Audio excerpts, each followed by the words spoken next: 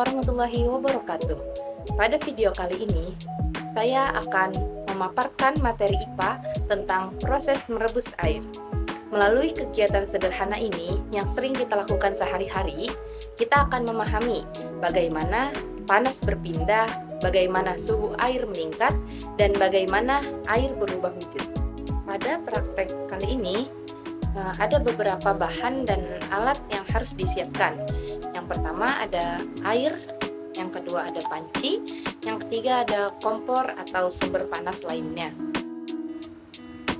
Selanjutnya, air dimasukkan ke dalam panci, kemudian panci diletakkan di atas kompor. Pada tahap ini, air masih berada di suhu ruang dan berwujud cair. Sebelum lanjut ke materi berikutnya, mari kita sama-sama lihat video cara merebus air.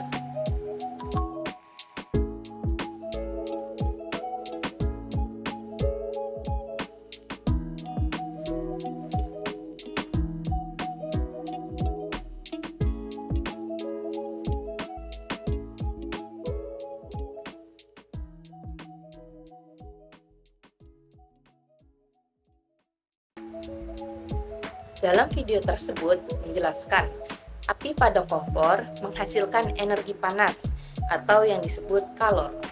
Kalor ini berpindah dari api ke panci, lalu dari panci ke air. Perpindahan panas dari api ke panci terjadi melalui radiasi, sedangkan perpindahan panas dari panci ke air terjadi melalui konduksi. Saat air menerima kalor, partikel-partikel air mulai bergerak lebih cepat. Akibatnya, suhu air meningkat secara bertahap. Kemudian ketika air tadi direbus, terbentuknya gelembung. Ketika air terus dipanaskan, kita mulai melihat gelembung-gelembung kecil dari dasar panci. Gelembung ini bukan langsung uap air, melainkan gas terlarut yang keluar karena air semakin panas. Semakin lama dipanaskan, gelembung menjadi lebih besar dan bergerak ke permukaan.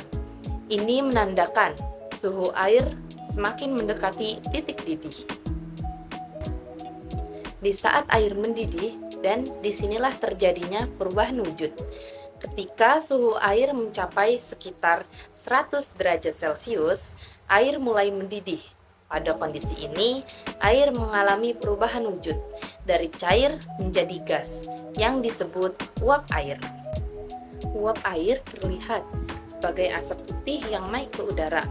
Proses perubahan wujud dari cair ke gas ini disebut menguap.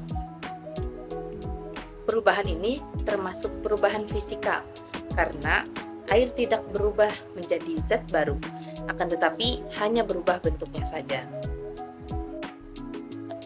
Dari percobaan merebus air ini, kita dapat menyimpulkan bahwa panas dapat berpindah dari satu tempat atau satu benda ke benda yang lain. Pemberian panas dapat menaikkan suhu air. Air mendidih pada suhu 100 derajat Celcius, dan air dapat berubah wujud dari cair menjadi gas.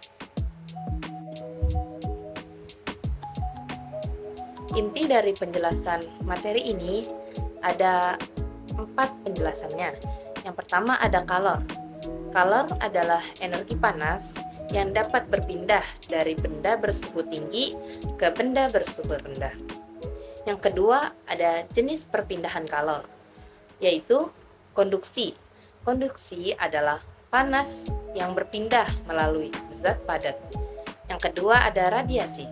Radiasi adalah panas yang berpindah tanpa perantara. Yang ketiga ada konveksi.